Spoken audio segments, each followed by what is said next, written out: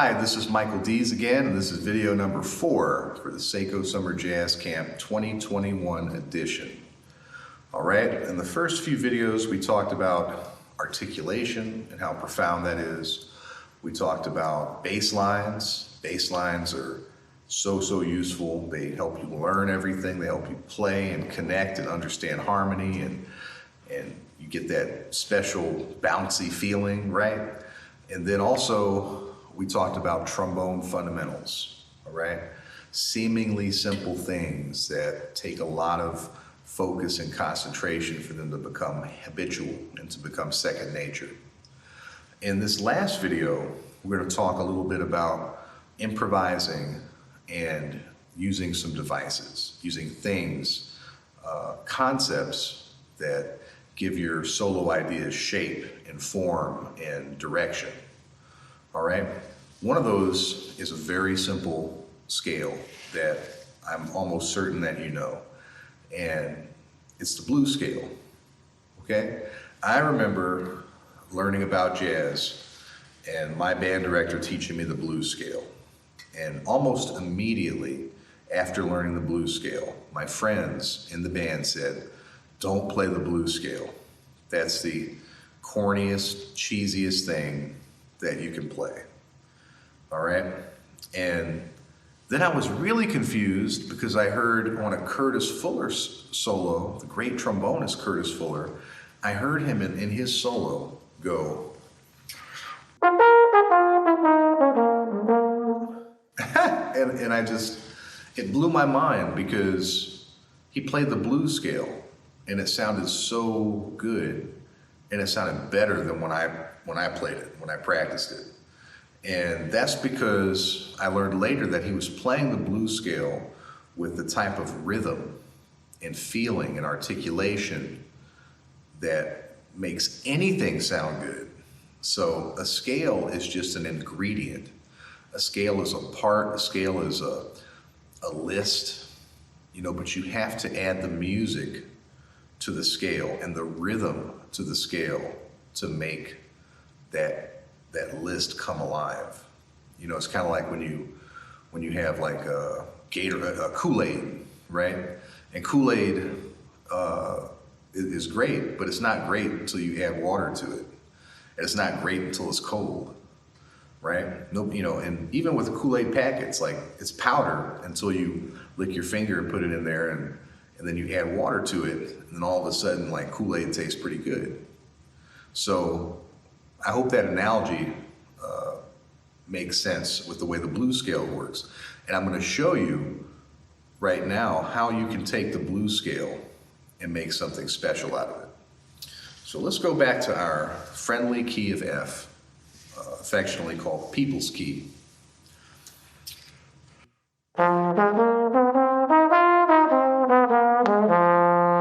So I'm already doing something. I'm putting a rhythm, a swing beat to the blues scale, and I'm putting accents in it. It's not enough just to use the swing beat, but you have to put the accents inside of it to make it dance. We're always trying to dance. Our music is a dance music. So another secret about accents is that in swing, everything's accented.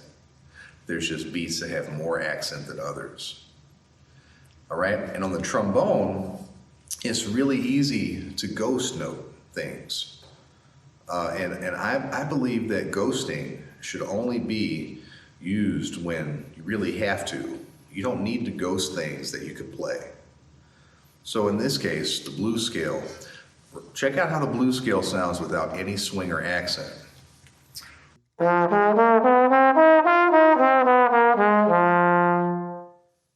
Right? Good sound, consistent time, no jazz feeling, right? No blues feeling, all right? Harmony is not enough. Let me say that again. Harmony is not enough. You have to add the most important things to harmony to make it jazz music, and that's rhythm and it's blues, okay? So So now I'm gonna remember how we sang in the other video.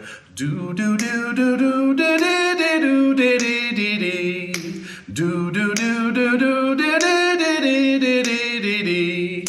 I am not a really good singer, but I still sing the blues. Right? You have to sing, and don't let not being a good singer stop you from doing that process. You just do it. You don't have to do it in public.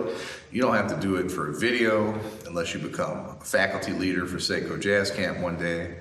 But I'm doing that to show you that that's how it gets good.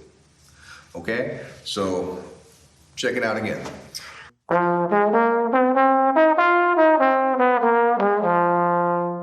Okay?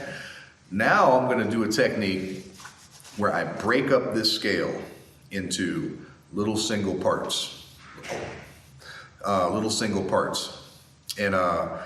And we do one phrase at a time with all of these individual parts.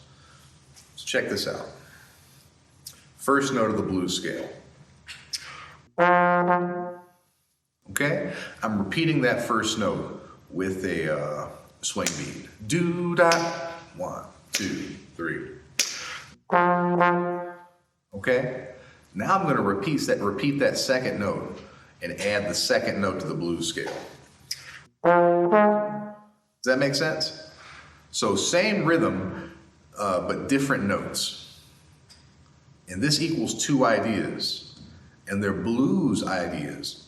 And they're related to the blues because of the blues scale and the rhythm. Now I'm going to come back to that first note. 1, 2, 3. Okay, see what I'm doing there? We're getting more and more of these ideas. They're very useful. And when you start mixing them and matching them, you start to tell a story. Check this story out with these 3 basic ideas with the first 2 notes of the blues scale.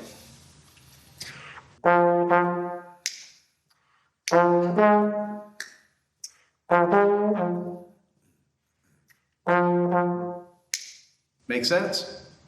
All right, so now we're going to add the next note, which is the 4th. 1, minor 3, 4.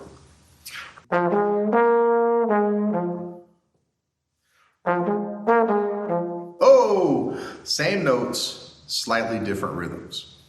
Okay, now we have 5 ideas.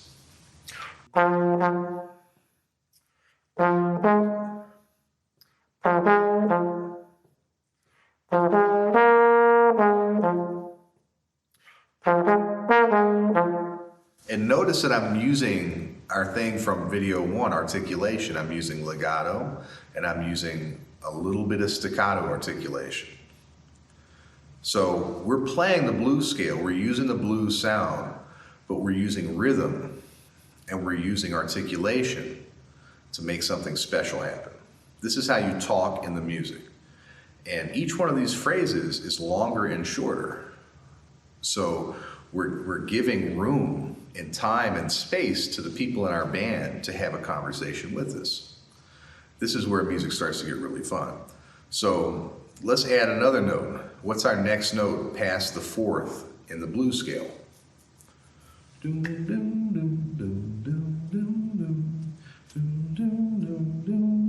Staccato. All right. So if you said the flat 5 or the tritone, then you're right. So let's add that.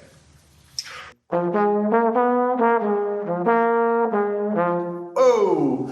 So just going up that one note made it longer to get back down the scale.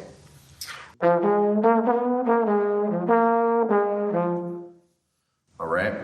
Now what happens is instead of starting on the root, we've been starting on the root a whole lot. Let's start on that top note, the flat 5.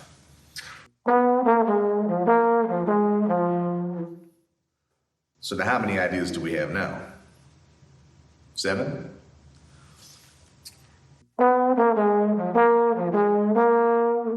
Eight? 9? 10? 11? It goes on forever. Okay? Rhythm is the genius ingredient. It's the genius ingredient. Don't ever stop using rhythm. Keep adding, and something as simple and as basic as the blues scale starts to become something really, really special. So, but we're not done yet because we got 2 more notes. We have our natural 5, our perfect 5th, right above the tritone.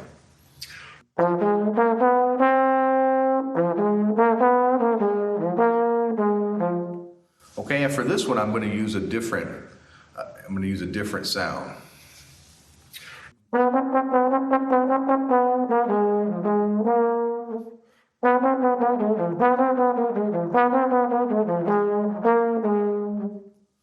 Does that make sense? So all of these ideas, I wish I came up with them. I really do. I am remembering and feeling and hearing them. So in a sense, they are my ideas, but alas, I can't take credit for these things.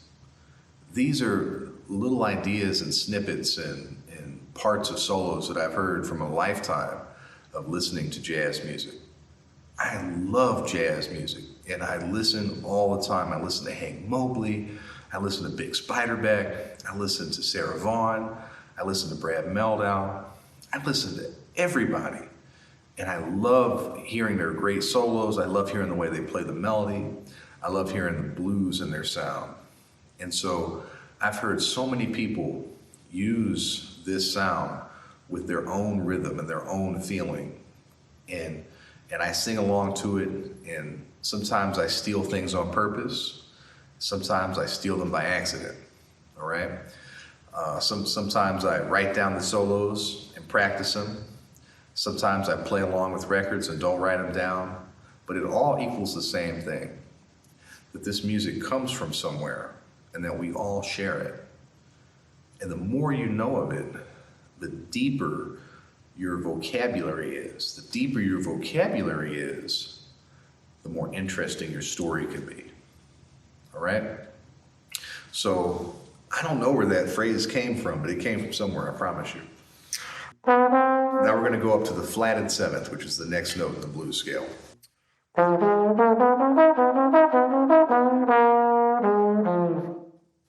Okay, now we're going to go all the way up to the tonic.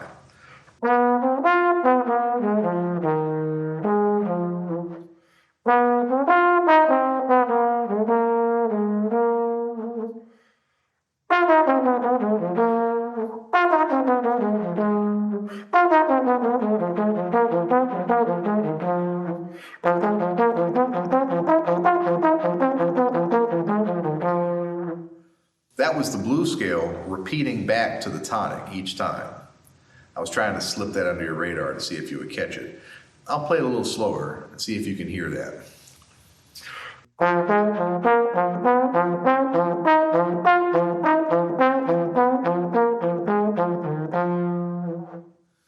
All right? And every idea you do one way, you better bet you can do it the other way too. That's the beauty of, and the symmetry in music. Here's how that idea sounds in reverse.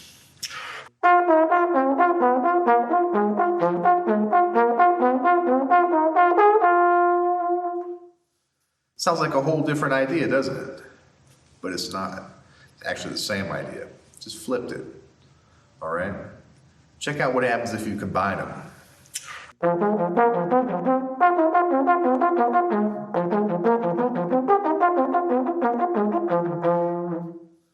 Cool, right?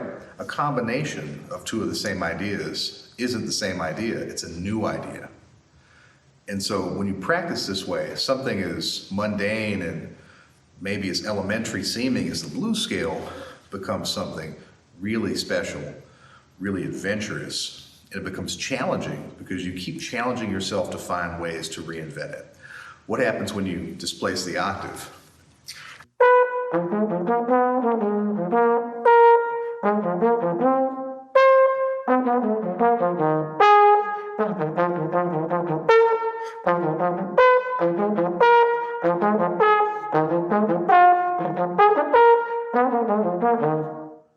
Right?